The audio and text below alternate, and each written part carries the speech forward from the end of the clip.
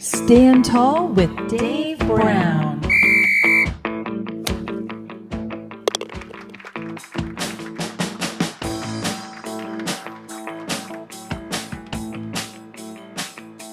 Sit up the whole time. Better for camera. Hey, Stand Tall with Dave Brown, and producer Rob and I are here at the Western Liberty Network today, and it's a big conference, and there's a lot of special people here.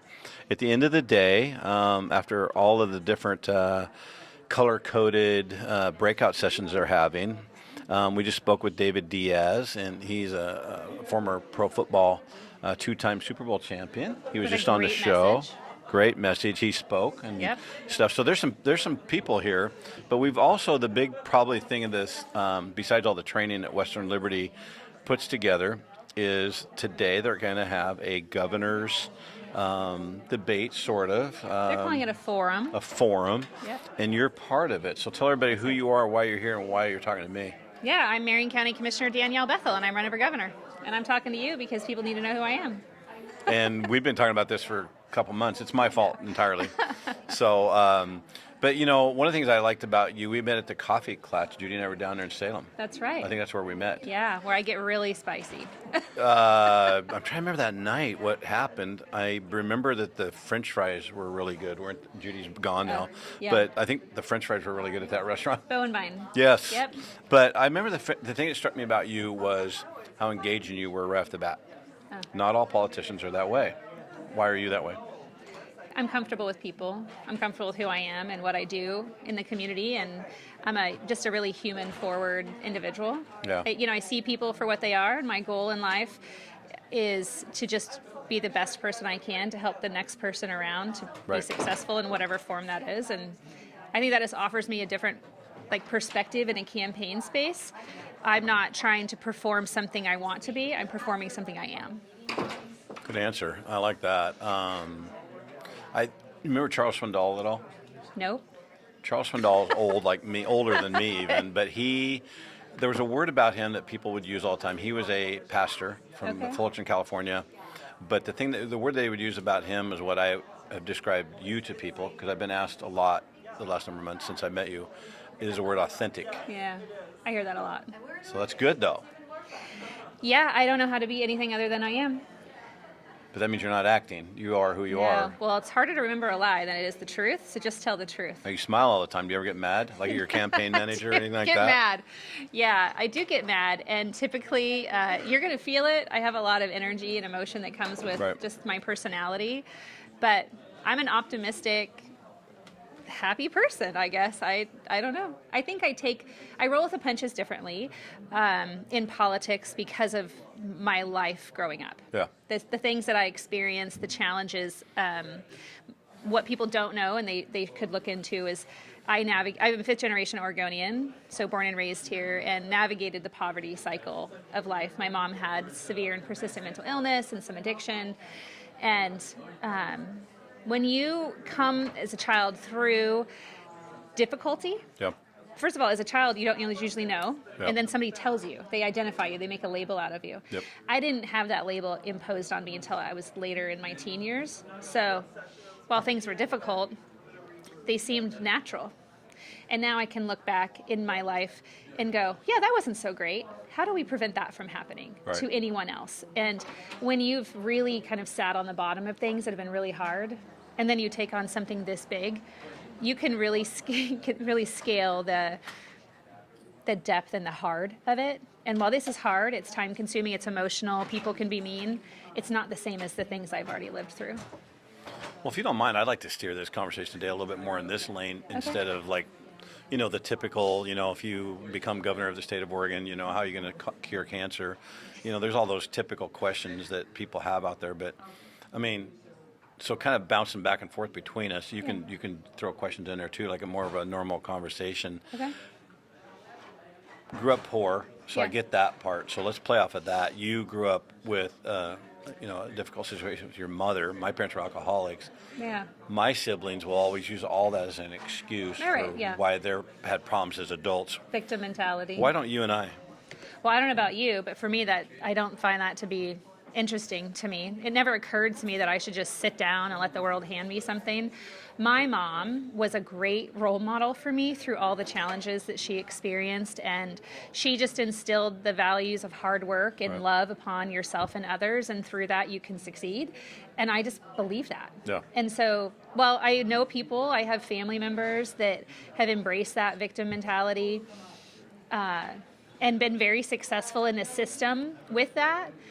I am a bit living through my mom's eyes. The things that she couldn't accomplish, I always dreamed of. You know, when you idolize somebody, I idolize my mom, I wanted to be just like her. But I had to put boundaries around that. You know, she's the person that would spend all of our food stamps feeding the neighbor, and then we would be stuck without any food. Yeah. So being a compassionate person's natural. It's funny you say that. I'm not even kidding. My mom and dad had no money. Yeah. My mom could bake like Betty Crocker on her best day. Cinnamon rolls, pies, but they get a box. Back then we had boxes for groceries. Yeah. And my mom would go in the fruit room and she'd put stuff in there, and then she'd put a homemade pie or a homemade something, and her ginger snaps were just, And we would be at somebody else's house, like say producer Rob that was rich, and we would pull up and my mom and dad would get out of the car, and we're at this really nice house, and we had a really old house, but we never acted poor. Right. But we're at their house, and I remember one time I was about 9 or 10, and I'm going, no, wait a minute here. These people have more money in their car than we have in our entire home, and we're taking them food. And I asked my mom one day, I said, Mom, so why are we doing this? Because it seems like they shouldn't be giving us stuff. And she goes, no. She goes, we help people that need help. And she goes, you know what these people need? They don't need money, Dave. What they need is encouragement. What they need is a friend. What they need is somebody to come in here and just show them that they're loved and they're accepted. And I remember thinking about that. Yeah. That impacted me for the rest of my life. Yeah, well, it's true. Your mom's right. I think one of the things that, to just kind of talk about Oregon's government a little bit, we in this state, particularly under the leadership of the last 40 years, has done a really good job of offering easily accessible social service systems of care with no plan. Yeah. So we have this ever-evolving system of people who have some challenges that they need to overcome, whether it's literacy or whatever skill they're lacking. They need to enhance those things so they can be stable, to be able to secure good housing, to have a job, to pay for their food and all the things, and also to have livability, like healthy livability. We don't promote thriving, we promote surviving in Oregon. And that's, in my opinion, because we've had leaders in the governor's office and at the legislature for far too long that haven't actually experienced that surviving into the thriving space. My husband and I both grew up similarly and overcame the poverty barrier and that surviving mode just probably 10 or 12 years ago. And getting into a space of where you're living and you're succeeding and you're not worried about where your next paycheck's going to come from or how you're going to feed your kids or pay your rent, opens up an opportunity for you to see the world differently. And if you want to be a helpful, caring individual, you can enter that space the way I have in public service and lean on my experiences, look at the system and say, that did not help me. Yeah. That did not help my mom. That still exists today. I'm almost 50 years old. We have to evolve our systems, and we have to do it thoughtfully with investment and planning. But we should plan first. In Oregon, we do everything late, like Measure 110 or Measure 114. Let's just throw a policy out there and say this is what we want the outcome to be with no plan or structure. That's why we're failing. How do you look at, like, when you see, if you, let's just say we can, crystal ball your governor. I feel like right now, like coming out of education, being a 44-year coach, being a father of 3, now 5 with Judy. Judy was a lifetime educator also. So not rich, you're doing the whole government service thing. But I don't feel like Kate Brown or Tina Kotek in the last, 7 years, whatever, ever talked to me. They do everything opposite. For sure they didn't talk to you. Because you're just a regular Oregonian. Why would they talk to you? I mean, there's all these bad things about me. Yeah. And I'm like, I know when we beat the recall, when I was on the school board, that a governor to be named Kate Brown later threw a fit. Yeah. Because we had people that were in the room. Yeah. So she was so mad because they spent $250,000 to get us recalled. Yeah. And it didn't happen. And so, because we were fighting back against the ODE, the Oregon Department of Education. But if you were governor, what I want out of you is I want that person who's a Democrat or a NAV or a Republican represented. I want not everybody gets their way. Yeah. But to me, when I first met you, I saw something in your heart that was different, that you really do understand what they're standing on, what ground they're standing on. And sometimes it's those life experiences that give that to us. But you can tell when people have empathy, when people have kindness, when people have the capacity to understand. I want all Oregonians, for example, I'll let you go here. Yeah. I mean, talk all you want. If I was homeless, I'd want somebody just to grab me, take me to a facility. I don't need another peanut butter and jelly sandwich and a bottle of water. What I really need is, I'll take the hot shower, a warm bed would be great, a good dinner, that'd be awesome. But I'd like somebody to look at me and go, Dave Brown, we're going to scope you out physically and mentally, and we're going to help you.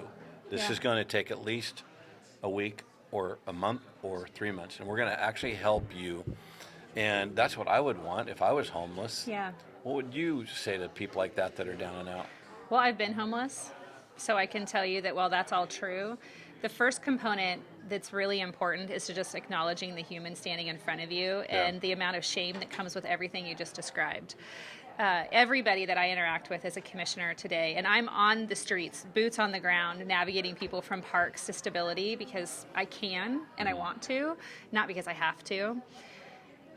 It's so important to just find the humanity in them and to truly say to them, I don't have to say to anybody my life story for them to feel loved and seen. It's helpful that I have lived experience in the Oregon's failed systems of care for sure at some point. But ultimately, I'll give you an example. There's a woman that I met in 2023 in January. I took State Rep Ed Deal and a gal who was running for mayor of the city of Salem and a couple of city councilors, along with Kevin Dahlgren and some friends of mine from an organization called Be Bold Street Ministries, through Wallace Marine Park, which is the largest land mass homeless camp in the state. And when we were walking through, it's a treed area, it's got waterways, the Willamette River runs through it. It's a really not a great place to live. As we were kind of exiting, there was a woman entering into the camp, and she had 2 dogs. The first thing I noticed was her dog's face. It was swollen. It was messy. There was something wrong with the dog. And I immediately said, oh my gosh, what happened to your dog? And she said, oh, she gets into a fight with nutria. My tent's down by the water, and the nutria come up, and she protects me from them. And nutria are very dirty, diseased animals. And she was upset because she was coming from downtown Salem, from Marion Square Park, where there was supposed to be an organized event for veterinary care. She walked all the way over there with her dogs, and the veterinarian didn't come. It didn't happen. Nobody followed through. Another failed commitment to people who are already in a failed system. And I thought, okay, well, how can I help her dog was the first thing, because that was what was most important to her. But then when I got to talking to her, I asked her name. She told me her name, which I'm not going to talk about here. But I learned from her that she was a victim of domestic violence. And when I asked her what led her to the park, she said very boldly, I'm not somebody that's addicted to drugs. I'm addicted to bad men. And she told me the series of challenges that she had faced and the victimhood that she had experienced for a long time and why she was there. And 5 years prior, she was a registered nurse and worked at Salem Health. Wow. Very quickly, through a very tragic situation, she went from being very successful to living in a camp. And I said, oh my gosh, do you have a substance issue today? And she said, yeah, but I can break it. I do drugs today because I need to survive this. And if anybody wants to go on a walk through Wallace Park, hit me up, I'll take you. It's awful. But I said, okay, well, I can take you out today. If you walk with me right now, I'll put you in my Suburban and I can take you to stabilization. Do you want to go? And she said, no. She just said, no. I said, why? Why wouldn't you want to go? And she said, there's more people in greater need than me, and they need me here to care for them. I'm still a nurse. Even though I'm barely surviving and this is happening, I need to be here. Just last November, I went back on a walk. I go every few months out there and happened to see her, and I built a relationship with her. We text back and forth, and she had a tragic situation had happened earlier in that week where a man had his head blown off. There was a violent crime that had happened, and she was afraid, more afraid than usual. And I said, well, are you ready now? And she said, yes. I Oh, jumped wow. out of my clothes to try to figure out how to get her out of that camp. In a matter of 5 days, because it takes that long, I can't just walk her out. She has dogs. There's all these things that come with the human Yep. in front of me. Yep. And the system in Oregon today is not designed for me just to actually walk her out with her dogs, which is important to her. And I will fight for people and their dogs, and there's a reason for that. But anyway, she has been out of the camp now since the middle of November, and she just moved into her own apartment last week. And Right. she just had hip surgery, so she's now walking again, more mobile, and she's re-entering the RN program so she can get relicensed. And she, there's benchmarks that you have to meet in order to be a provider in this community, especially around substance use. So, like, if you're a previous user, you have to wait 2 years before you can be an employee of a system. She wants to be back in the community helping these people because of her lived experience. I say all of that because it's super possible, but you have to be super creative. I couldn't just, as a county commissioner in the 5th largest county in the state, take her anywhere. Right. I had to navigate through these barriers to help her be successful because she's so unique. The system could be flexible if there was more local control. If the governor would trust the elected officials at the local level who want the same outcome and just stay out of our way, we can be very successful in that space. And I'm very excited for her. That's There's exciting many more to hear follow. that, just from the standpoint of being somebody who, years ago I took my teams into Portland, and we would go down to feed the homeless, the typical, take Sure. sandwiches and bananas. And I remember we were 2 blocks from Burnside. The kids had no idea what we were going to do. I didn't tell them. Yeah. They're all freshmen through seniors in high school, 50 boys, 5 coaches.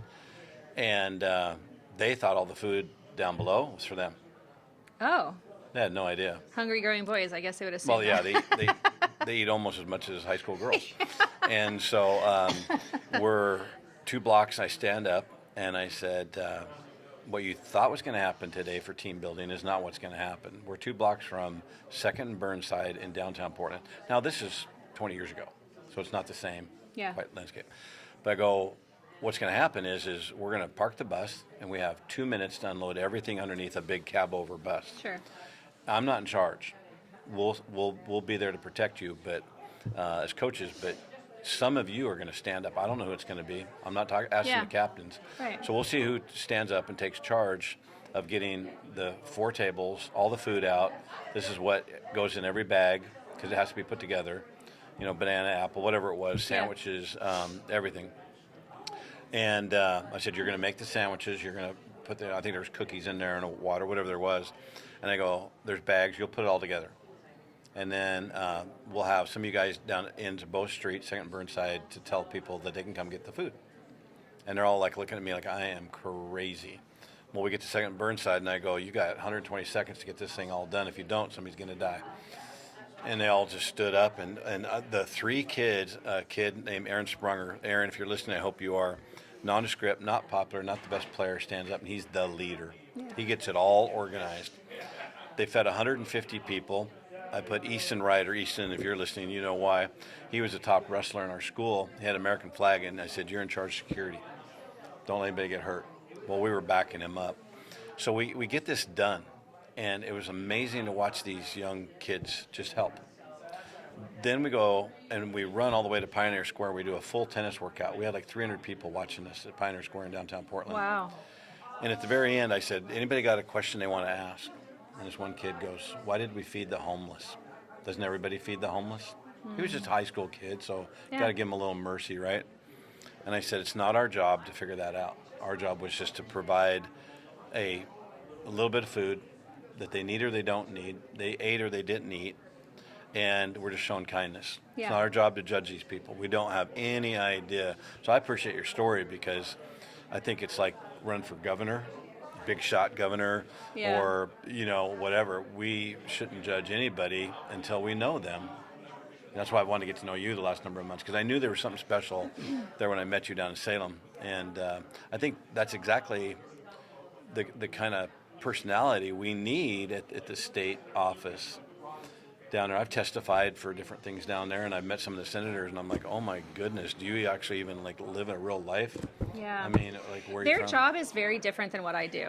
So a county commissioner is very much a executive role perspective. It's a position where I do the exact same things the governor does. I just do it in my county.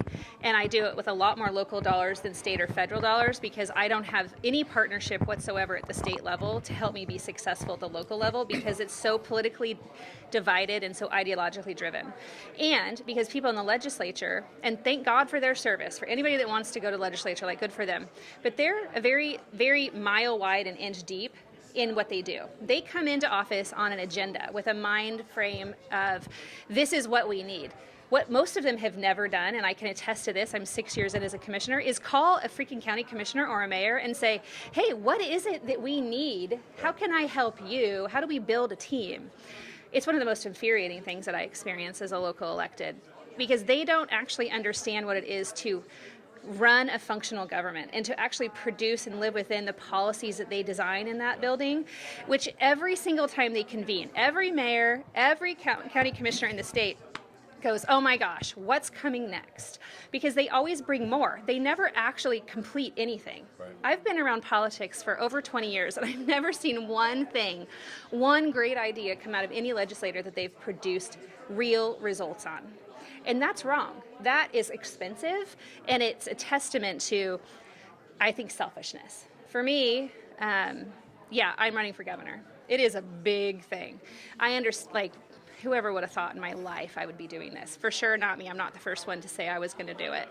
But I had the privilege of leading all of my peers across the state in 2024 as the president of the Association of Oregon Counties and be in every single county in the state and work with rural counties, frontier counties, urban counties on the same issues and bring them together. And if people think that because commissioners are elected in nonpartisan seats, they aren't partisan, you're drinking the wrong Kool-Aid because they're all partisan. I'm a registered sitting Republican. I was a Democrat until I was 30. I also have a lived experience that not a lot of people in office can relate to. So when I come into the room, I'm looking for the origin of the intent as to why the person is sitting in that chair. That is how I can get something done differently than anybody else around me because I want to know exactly what motivates them. Right. And bringing that in, it's just like a coach. I was a terrible athlete in high school, but thank God for my softball coach because he knew what was going on in my life, but he never asked the question. He just continued to push me in the safe places that were accommodating to a healthy environment.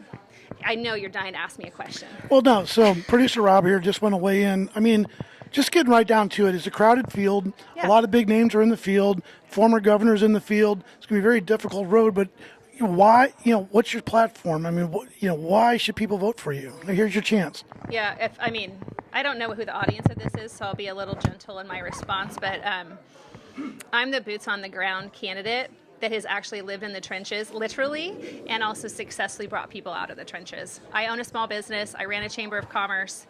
I worked in the fire service. I have a really diverse background when it comes to my adulthood and the work that I've performed. But more importantly, I'm going to show up and talk to anybody about anything without any fear. I think that the person standing in front of me that showed up for the conversation wants likely the same thing I want. The path might be different, but I have to be willing to have that conversation and I have to be truthful in that space to be a true leader. Most people, when wild things happen, I say, I'll go do it. Come with me. My fears are just different than everybody else in this race. Yeah, I'm not the shiniest object. I'm not a former NBA player. I'm not a legislator. I never wanted to be one. I'm the person doing the work today. I can walk into office on day one and execute the authority of my role as the governor and make swifter change than any other candidate, including the governor herself, who is serving today and has not produced any of the outcomes she promised us when she ran. I think that's pretty blunt. That's pretty good. Hey down there. So let me go this one. I think it's. I always want to get to know people. Yeah. I want people to know who you are, because right now it's all about you. But you talk. It's not. I'd all, like it to not be all about me. It's not all about you. You don't. Yeah. You don't talk that way. But if you, as a person, I'm going to ask you a few questions. Yeah. You can pass. No, I'll answer every question you want. Fun questions. Okay. So just so people can get a flavor. Okay. So you grew up in what town? East Salem. Well, wow, you go right to East. You don't It say. is. It is not Salem. It is East Salem, technically the unincorporated area of Salem. Oh, okay. It's governed by the commissioners. It's called the East Salem Service District. I graduated from McKay High School. Okay. I've coached against all the schools in Salem, many times all over. Had a janitor chew me out at North Salem High School. One of my kids, I hit a tennis ball through a window. Oh. And the janitor comes out, and I get chewed out. And I'm like, what? So, what's your favorite color? Purple. Why? I don't know. I just have always liked it. I don't actually have any reason for that. Okay. I've always liked it. Favorite movie? Pretty Woman. Why? I relate to her. That's her best role. I agree. And it might be Richard And also, Gere's best role. in my adult life, you mentioned earlier that I smile a lot. I don't know if you know this, but Julia Roberts is consistently smiling. And I have big teeth. So people are always like, you know who you remind me of? I just got a bunch of dental work done, so I feel like I'm smiling bigger than I've smiled in a long time. You look so great. Thank you. It's crazy. It's that commercial about when people actually get dental stuff done and you look better. Yeah. I catch myself looking in the mirror going, dude, you look okay. No, it's not I right. used to have really, really crooked teeth as a kid. Yeah. I got braces when I was in high school, thank God, because my teeth were really bad. And because I have a big smile, that's No. all you saw. Like every photo that I don't have childhood photos anymore, they were lost at one point, but I recall them just being all these crooked teeth and, the complex you have as a Oh, gosh, young yeah. girl living in a Yeah. society Well, that we are all in. If you were governor, like your first thing, what would be the very first can be tiny little or big action you would take? I am going to write an executive order to pause all policies related to the current governor's actions around homelessness and housing. Cool. Do you want to know why? Huh? Yeah, go fire. Because the governor has implemented a system of no barrier, low barrier, the right to fail model, and every community-based organization or county or organization, frankly, that wants to be in that industry has to agree to the right to fail model. I don't believe in the right to fail. I don't think failure is an option. I think that we fall down, we get up, we try again. And for 20 years in this country, we have had the Democrats focusing on the housing first model. We just heard about it in a session actually recently with Commissioner Ben West. And Marion County and Clackamas County are the two most thriving counties in this state because we don't do housing first. We do recovery-oriented systems Right. of care, and what I call in my county a human-oriented system of care because it's a longer-term, more stabilized, invested program that people enter into with no wrong door kind of a theory, and it works. Okay. I want that statewide. It's You're scalable. You're very practical. This would actually be a good thing to do. You mean yeah. What would you say to your staff? However many, I mean, you got a great chief of staff right over here, person who's helping run your campaign. Yeah. You're going to have a lot of people to thank. Yeah. But what would you tell your immediate 10, 15 key people around you? And what would your expectations for them say? Because, like President Trump, like what do you have the first 100 days or whatever that he did? Yeah. What would be your kind of thing you'd say, because there's so much to get done in our state that's been turned backwards. Well, the first thing I would say is thank you for believing in me as a leader and somebody who can perform this job and wants to do the job. I want to do the job more than I want the title.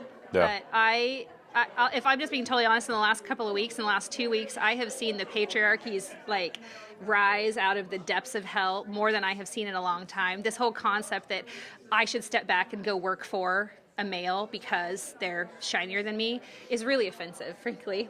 Not just because I'm a woman, but because I have worked really hard to be who I am and do what I do.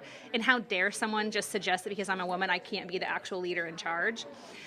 But I would thank my team. I have thanked my team repeatedly and talked about the practicality of this race. I know that this is a really steep climb, that when, the first opponent that came out of this race after I filed, the second one, raised $1 million overnight. I haven't yet raised $1 million. I have to be able to get in there and do this the kind of the grassroots old school way. But in that first 100 days, that team that's been with me the whole way is going to go into those agencies, the top 5, that really need some analyzation and statutory review and scope creep reduction, and they're going to focus on that, and we're going to do it together. How would you be as governor? Because, sometimes we get this perception, and I don't get this with President Trump, because I've talked to people that have been in his presence, Yeah. and they've told me what he is really like, even though he has to be presidential, and he's got 100 things. You're going to have 100 things coming at you. Sure. How, even though he's a billionaire, even though he's all that, I've had people say he is so personable to every person in the room, Yeah. down to his lowest level staff member. Sure. And I'm just guessing, maybe I'm all wrong, and sorry, Tina Kotek and Kate Brown, but I don't think you guys are that way at all. Yeah, they're not that way. I've had the opportunity to work closely with both of them. And I say work closely with those the intention, but be in the same room with them and have no acknowledgement of my existence or the skill or professionalism that I bring to the space or why I'm even there. I mean, you've seen this, you've talked about it. I just value people. Yeah. I think if you're showing up in Thank this you. space to do the thing, Yeah. you matter to me. My biggest frustration about myself, especially in this campaign, is I want to know everyone's name. I can't remember everybody's names, but I remember something about you. My name's Dave. I've been a fan of yours for a long time, so I know who you are. So producer Rob, back again. Obviously, a huge issue. The sanctuary cities and what's your plan for that? Because again, Portland and Oregon's gotten a terrible reputation nationally. Not sure how long it'll take to get that reputation back, but certainly that's a huge issue. And what's your plan for that? Because that's on top of everyone's mind right now. Yeah, well, I think one of the challenges that Oregonians face is being left out of the conversation. Since we've had a governor in office that's been a Republican, we've had these dictator-type leaders in the governor's office, and then obviously, as of late, we have a supermajority. And I don't want people to think that I'm like anti-Democrats. I'm not. I have several friends that are Democrats. What I am anti is the lack of collaboration and conversation. And the truth is that Oregonians never decided as a whole out the gate on sanctuary status. It was forced upon Oregonians through legislative action in the 80s. And then there was an attempt to repeal it through a ballot measure initiative, which we all know is unsuccessful unless it's well funded. And of course that's not going to be well funded because people don't understand the ramifications of it and the opportunities. And to be honest, there's both. There's pros and cons on both sides of this conversation. What I want to do first and foremost is educate Oregonians on the current law today from the 2021 session. Then I want to explain to them how much it's costing them. Then I want to help them understand public safety. And then I want to push it to a ballot and they need to decide. Oregon voters should be deciding on major policy of this kind. Quick question about education. Obviously, huge issue in this state. Dave definitely knows the inner workings of education. Some people would say it's a bit of a mess. What's your plan in the area of education and get things straightened out with the ODOT or the Department of Education? Yeah, thanks for that question. So a lot of people don't know this, but the governor today is now the superintendent of education, which is the first fundamental failure of the education system in general. So the governor in the role is responsible for 87 state agencies, including the Oregon Department of Education. I don't know about you, but if you don't have an expertise in a field that is that important, maybe you shouldn't be in charge of it. I believe that we should be voting and electing a superintendent of education. We should go back to that model. That'll take some time. It takes some policy changes, so you have to get through the legislature and have that support. But regardless of that, I'm going to bring in somebody that I believe is the best of education in this state to oversee it. And one of the things that I will compliment one of my opponents on is she's running a bill this session in her role as senator to restore comprehensive education and accountability around that. I don't remember what the bill number is, but essentially you're going to have requirements in education, and we need to go back to that.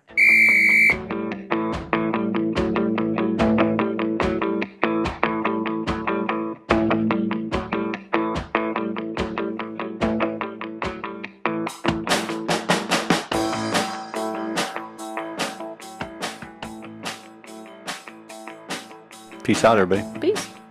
That's all. Bye. Yeah, I'm Marion County Commissioner Danielle Bethell, and I'm running for governor. And I'm talking to you because people need to know who I am.